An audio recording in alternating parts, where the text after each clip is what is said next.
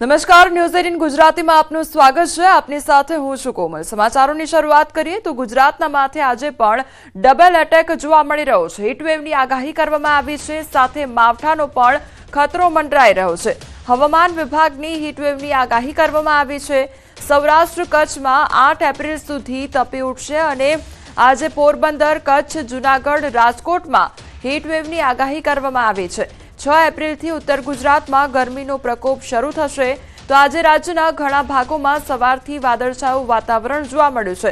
આમ બે ખતરા મંડરાઈ રહ્યા છે। એક તરફ હીટવેવની આગાહી પણ કરવામાં આવી છે અને સાથે સાથે માવઠાનો પણ ખતરો મંડરાઈ રહ્યો છે।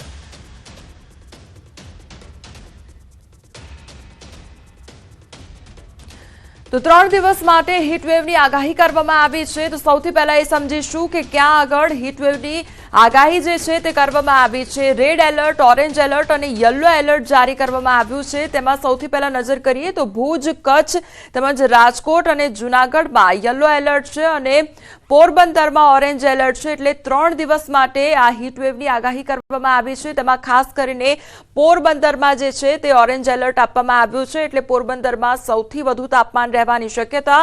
ભુજ, કચ્છ તેમજ રાજકોટ અને જૂનાગઢમાં યલો એલર્ટ જારી કરવામાં આવ્યું છે। નલિયામાં પણ યલો એલર્ટ જારી કરવામાં આવ્યું છે। એટલે ત્યાં આગળ તમને તાપમાન વધુ જોવા મળશે, પરંતુ ખાસ કરીને પોરબંદરમાં સૌથી વધુ તાપમાન જોવા મળશે। આ તરફ હવે હવામાન વિભાગ દ્વારા શું આગાહી કરવામાં આવી છે તે પણ સાંભળી લઈએ। 8 तारीख तक सौराष्ट्र कच्छ में हीट वेव का वार्निंग दिया गया है। इसमें डे 1 में जो डिस्ट्रिक्ट आ रहा है उसमें कच्छ आ रहा है और आपका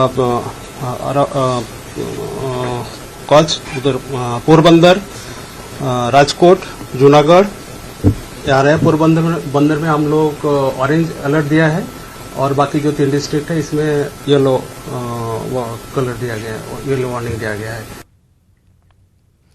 રાજ્યમાં આજે પણ ડબલ ઋતુનો એટેક જોવા મળશે। રાજ્યમાં 4 જિલ્લામાં હીટવેવની આગાહી છે, તો ઘણા ભાગોમાં સવારથી વાદળછાયું વાતાવરણ છવાયું છે। ડભોઈમાં ફરી એકવાર હિલ સ્ટેશન જેવો માહોલ બન્યો છે। વહેલી સવારે ધુમ્મસની ચાદર છવાઈ ગઈ, તો સપ્તાહમાં બીજી વખત ડભોઈના વાતાવરણમાં પલટો આવ્યો છે। ભર ઉનાળે શિયાળાની અનુભૂતિ કરતા લોકો તો કેટલાક સ્થળોએ વરસાદી છાંટા પણ અનુભવાયા છે।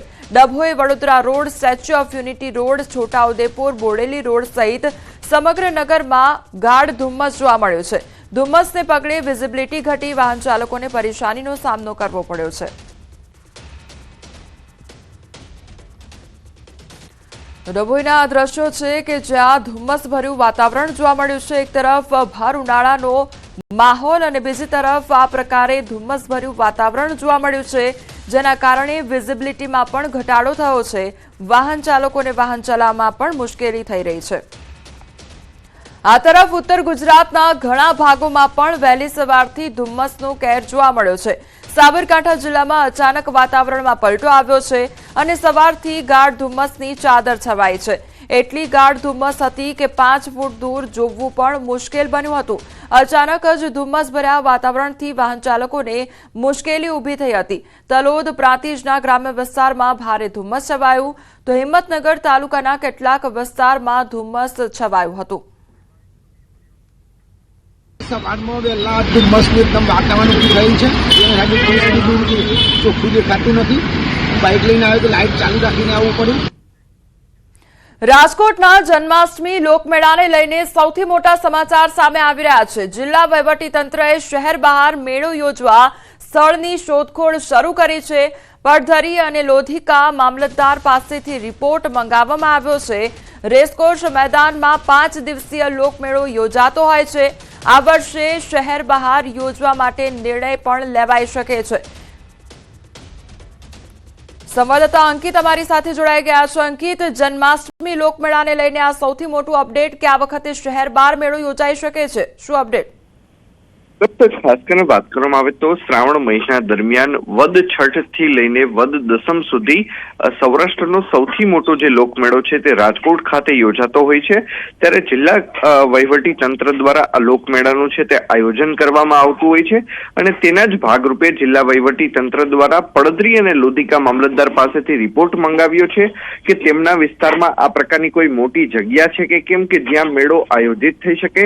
આમ વૈકલ્પિક જે જગ્યાઓ છે તેનું પણ લિસ્ટ મંગાવવામાં આવ્યું છે। ઉલ્લેખનીય છે કે 5 દિવસ સુધી આ લોકમેળો યોજાતો હોય છે અને તેની મુલાકાત 10 થી 12 લાખ પણ જેટલા મુલાકાતીઓ છે તે લેતા હોય છે। ત્યારે આ વર્ષે જે મેળો છે તે શહેર બહાર યોજાવાને લઈ નિર્ણય લઈ શકાય છે આ પ્રકારની માહિતી છે તે ખાસ કરીને જિલ્લા કલેક્ટર તંત્ર તરફથી મળી રહી છે। જી અંકિત, સમગ્ર માહિતી બદલ આપનો આભાર। ખેડામાં ભૂમાફિયાઓએ તો હદ કરી દીધી છે। નદીનું વહેણ રોકી બનાવી દીધો છે ગેરકાયદેસર બ્રિજ। તો ખેડામાં ભૂમાફિયાઓ બન્યા છે બેફામ અને રઢુ ગામમાં નદી પરના બ્રિજના એક્સક્લુઝિવ દ્રશ્યો સામે આવ્યા છે। વાત્રક નદીનું વહેણ રોકીને ગેરકાયદેસર બ્રિજ બનાવ્યો। નદીનું વહેણ રોકી બ્રિજ બનાવી ગેરકાયદેસર ખનન કરવામાં આવી રહ્યું છે। નદી પર ગેરકાયદેસર બ્રિજ બનાવી માટીની ચોરી કરવામાં આવી રહી છે। તો ભૂમાફિયાઓ બેફામ બન્યા છે અને તંત્રની કામગીરી સામે અનેક સવાલો ઉદ્ભવી રહ્યા છે। હજારો મેટ્રિક ટન માટીનું ખનન કર્યા બાદ તંત્રને બ્રિજની જાણ થઈ અને ખાણ ખનીજ વિભાગને જાણ હતી કે નહીં તે એક સવાલ ઉદ્ભવી રહ્યો છે। બ્રિજની જાણ માત્ર મામલતદારને તથા રાતોરાત બ્રિજને કલેક્ટરની સૂચનાથી તોડી પાડવામાં આવ્યો છે। આખા દ્રશ્યો સામે આવ્યા છે કે જાણે બ્રિજ આખો બનાવી દેવામાં આવ્યો છે અને ભૂમાફિયાઓને કોઈ પણ પ્રકારનો ડર ન સતાવી રહ્યો હોય તે પ્રકારની આ ઘટના સામે આવી છે। તંત્રની કામગીરી પર પણ અનેક સવાલો ઉદ્ભવી રહ્યા છે કે આખરે શું બ્રિજ બનાવી દેવામાં આવ્યો હતો અને જે ખનન ચોરી થઈ રહી હતી તેમ છતાં પણ કોઈ પણ પ્રકારની ભાણ તે લોકોને નહોતી અને કોઈ પણ પ્રકારની કાર્યવાહી અત્યાર સુધી કેમ ન થઈ તેને લઈને પણ અનેક સવાલો ઉદ્ભવી રહ્યા છે।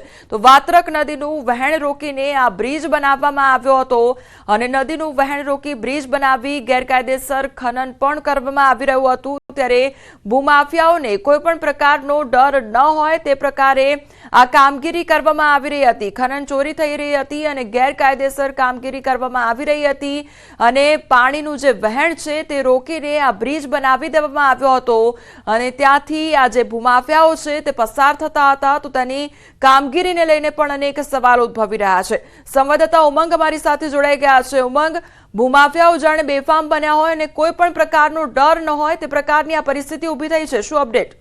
કોમલ, ચોક્કસથી જે દ્રશ્યો ન્યૂઝ 18 ગુજરાતી પર એક્સક્લુઝિવ તમે જોઈ રહ્યા છો, આ બ્રિજ છે વાત્રક નદી પર, એટલે કહી શકાય કે ખેડા જિલ્લાનો ખેડા તાલુકાનો રઢુ ગામ પર જે વાત્રક નદી પસાર થાય છે ત્યાં આગળ કેટલાક ભૂમાફિયાઓ દ્વારા આ રીતે બ્રિજ બનાવતો બ્રિજની અંદર નદીનું વહેણ રોકી સામેના પાડેથી મોટી માત્રામાં ખનન કરવામાં હતું। કહી શકાય કે રોજનું 500 થી 600 ડમ્પર જેટલું ખનન થતું હતું અને સમગ્ર બાબતની જાણકારી જ્યારે ન્યૂઝ 18 ગુજરાતીને થઈ ત્યારે ન્યૂઝ 18 ગુજરાતી આના ડ્રોન વિડીયો પર અત્યારે સ્ક્રીન પર બતાવી રહ્યું છે।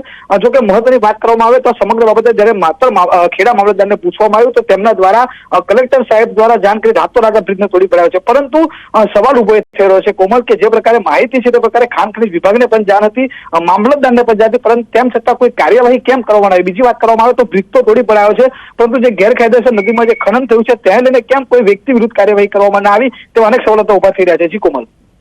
ઉમંગ, આજે બ્રિજ બનાવી દેવામાં આવ્યો છે તે બ્રિજ રાતોરાત તો ઊભો થયો નહીં હોય અને બ્રિજ જો આટલા સમયથી ત્યાં આગળ કાર્યરત છે તો પછી ત્યાંથી ખનન ચોરી પણ એટલા મોટા પ્રમાણમાં થતી હશે તો અત્યાર સુધી શું કોઈના ધ્યાનમાં નહીં આવ્યું હોય?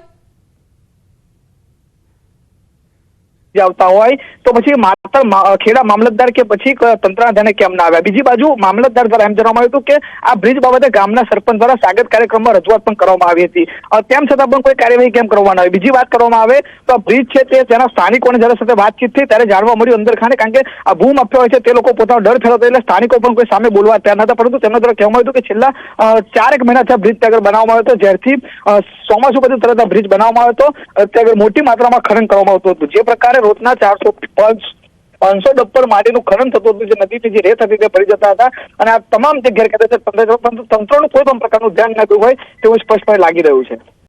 ઉમંગ, અહીંયા એ પણ સવાલ થઈ રહ્યો છે કે જ્યારે જાણ થઈ તંત્રને ત્યારે એકાએક આ બ્રિજ તોડી પાડવામાં આવ્યો, પરંતુ શું કોઈની સામે કાર્યવાહી કરવામાં આવી છે? કોઈને પકડવા માટેની કામગીરી હાથ ધરવામાં આવી છે?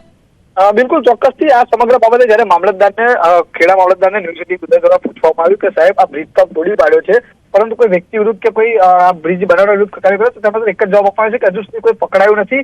એટલે કહી શકાય કે ખાણ ખનીજ વિભાગ જાણતું હતું કે કોને બ્રિજ બનાવ્યો હતો, કોને આ બ્રિજ દ્વારા ખનન કરતો, પરંતુ આ ખાડાકામ તંત્ર કરતો એટલું સ્પષ્ટપણે અત્યારે લાગી રહ્યું છે. કારણ કે જે પ્રકારે આ બ્રિજ જયારે તોડવા માટે જાય છે ત્યારે ગામના સરપંચ પણ એક જવાબ આપી રહ્યા છે કે બ્રિજ કોને બનાવ્યો તે ખબર નથી, પરંતુ ક્યાંક ને ક્યાંક વાત એવી સામે છે કે બ્રિજ કોને બનાવ્યો, કોણ ખનન કરતો તંત્રને જાણ છે, પરંતુ તંત્રે કોઈ કાર્યવાહી કરી નથી. જે ઉમંગ, જ્યાં આગળ આ જે બ્રિજ બનાવી દેવામાં આવ્યો છે એટલે ત્યાં આસપાસ લોકો પણ રહેતા હશે અને ગ્રામીણ વિસ્તારના લોકો પણ હશે. શું એમને જાણ છે કે આ બધી જ કામગીરી કેટલા સમયગાળાથી થઈ રહી હતી, તેને લઈને કોઈ અપડેટ મળી રહ્યું છે ઉમંગ? કોમલ, કહી શકાય બ્રિજ છે એ રડુ ગામથી 2 કિલોમીટર દૂર આવેલો છે. એટલે કહી શકાય કે ગામનો વિસ્તારથી થોડો દૂર છે, પરંતુ તે બ્રિજ સુધી જવા માટેની કાચી નદી છે. નદીમાં ત્યાં આગળ નદીમાં બ્રિજ બનાવી ખનન કરતા હતા. ગામ લોકોનું જયારે મૌખિક વાતચીત ત્યારે ગામ લોકો કહી રહ્યા છે કે આ બ્રિજ અંદાજિત 4 મહિના પહેલા બનાવવાની કામગીરી શરૂ કરવાની. એટલે કહી શકાય કે 4 મહિનાથી આગળ ખનન ચાલતું હતું, પરંતુ તંત્ર એ આ ખાડા કામ કરાવ્યું એટલા માટે કહી શકાય કે 4 મહિનાથી તે બ્રિજ હતો આ પ્રકારનો અને આ રીતનું ખનન થતું હતું, તંત્ર પછી કેમ કોઈ કાર્યવાહી ના કરી. અને સૌથી મહત્વની વાત કરવામાં આવે કોમલ, તો ગામના સરપંચ દ્વારા સમગ્ર બાબતે સ્વાગત કાર્યક્રમમાં રજૂઆત કરવાની ખુદ મામલતદાર કહી રહ્યા છે. તો જયારે સ્વાગત કાર્યક્રમમાં તમને રજૂઆત કરી તો પછી તરત કેમ કાર્યવાહી ના થઈ? જી ઉમંગ, સમગ્ર માહિતી બદલ આપનો આભાર. અન્ય સમાચાર પર નજર કરીએ તો જામનગરના ધ્રોલમાં હચમચાવી નાખે તેવી ઘટના સામે આવી છે. ઘર કંકાસને લઈ પરણિતાએ પોતાના બાળકો સાથે આપઘાત કર્યો છે. ધ્રોલ તાલુકાના સુમરા ગામે માતાએ 4 બાળકો સાથે કૂવામાં જંપ લાવી આપઘાત કર્યો છે. સામૂહિક આપઘાતથી ચકચાર મચી જવા પામી છે. સાથે પરિવારમાં પણ શોકનું મોજું ફરી વળ્યું છે. 4 બાળકોની ઉંમર માત્ર 3 થી 10 વર્ષ સુધીની હોવાનું અનુમાન છે. તો ધ્રોલ પોલીસે મૃતદેહને પીએમ અર્થે ખસેડી વધુ તપાસ હાથ ધરી છે.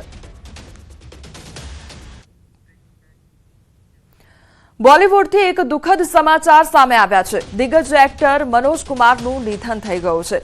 87 વર્ષની ઉંમરે તેમણે મુંબઈની કોકિલાબેન હોસ્પિટલમાં અંતિમ શ્વાસ લીધા. તેમણે પોતાના ફિલ્મી કરિયરમાં દેશભક્તિની ઘણી ફિલ્મો કરી હતી, એટલા માટે ફેન્સ તેમને પ્રેમથી ભરતકુમાર બોલાવતા પણ હતા. તેઓ ક્રાંતિ, ઉપકાર જેવી દેશભક્તિ ફિલ્મ માટે જાણીતા હતા. મનોજ કુમારના નિધન પર પીએમ મોદી દ્વારા પણ ટ્વીટ કરવામાં આવ્યું છે અને દુઃખ વ્યક્ત કર્યું છે. તેમણે ટાંક્યું છે કે તેઓ ભારતીય સિનેમાના પ્રતીક હતા, જેમણે ખાસ કરીને દેશભક્તિના જોશ માટે યાદ કરવામાં આવતા હતા, જે તેમની ફિલ્મોમાં પણ ઝલક જોવા મળતી હતી. મનોજજીના કાર્યોએ રાષ્ટ્રીય ગૌરવની ભાવના પ્રજ્વલિત કરી અને પેઢીઓને પ્રેરણા આપતા રહેશે. દુઃખની આ ઘડીમાં મારી સંવેદના તેમના પરિવાર અને પ્રશંસકો સાથે છે. ઓમ શાંતિ. આ પ્રકારની પોસ્ટ તેમના દ્વારા શેર કરવામાં આવી છે.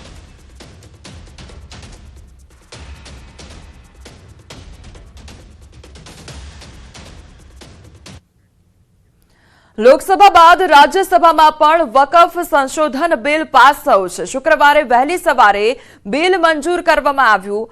વકફ બિલના પક્ષમાં 128 મત પડ્યા, જ્યારે 95 સભ્યોએ તેની વિરુદ્ધ મતદાન કર્યું. વકફ સંશોધન બિલને લઈને 13 કલાકથી વધુ સમય સુધી ચાલેલી ચર્ચા ચાલી હતી અને વકફ બિલને સંસદની મંજૂરી મળી ગઈ છે. હવે રાષ્ટ્રપતિની મંજૂરી મળતા જ તે કાયદાનું સ્વરૂપ લેશે. રાજ્યસભામાંથી વકફ સુધારા બિલ 2025 પસાર થવું એ મોદી સરકાર માટે સૌથી મોટો અવરોધ હતો, પરંતુ સરકારે ત્યાંથી પણ બહુમતીથી પસાર કરાવ્યું છે. તો વકફ સુધારા બિલ રાજ્યસભામાં પાસ થતા પીએમ મોદીએ ટ્વીટ પણ કર્યું છે. સંસદના બંને ગૃહો દ્વારા વકફ બિલ અને મુસ્લિમ વકફ રદ બિલ પસાર થવું એ સામાજિક આર્થિક ન્યાય તેમજ પારદર્શિતા અને સર્વસમાવેશક વૃદ્ધિના આપણા સામૂહિક પ્રયાસમાં એક મહત્વપૂર્ણ ક્ષણ છે. તેમણે ટ્વીટમાં કહ્યું કે દાયકાઓથી વકફ સિસ્ટમ પારદર્શિતા અને જવાબદારીના અભાવનો સમાનાર્થી બની ગઈ હતી. ખાસ કરીને મુસ્લિમ મહિલાઓ, ગરીબ મુસ્લિમોના હિતોને નુકસાન પહોંચાડ્યું. સંસદ દ્વારા પસાર કરાયેલા કાયદાઓ લોકોના અધિકારોનું પણ રક્ષણ કરશે. તો આ અંગે પીએમ મોદી દ્વારા ટ્વીટ પણ કરવામાં આવ્યું છે. વકફ બિલને લઈને ટ્વીટ શેર કરવામાં આવ્યું છે અને હવે જે તમામ મહિલાઓનું શોષણ થતું હતું અને જે મુસ્લિમ હિતોને નુકસાન પહોંચતું હતું તેને લઈને પણ તેમના દ્વારા ટ્વીટ કરવામાં આવ્યું છે. સમાચારોમાં આગળ વધીએ તે પહેલા રોકાઈશું એક બ્રેક માટે.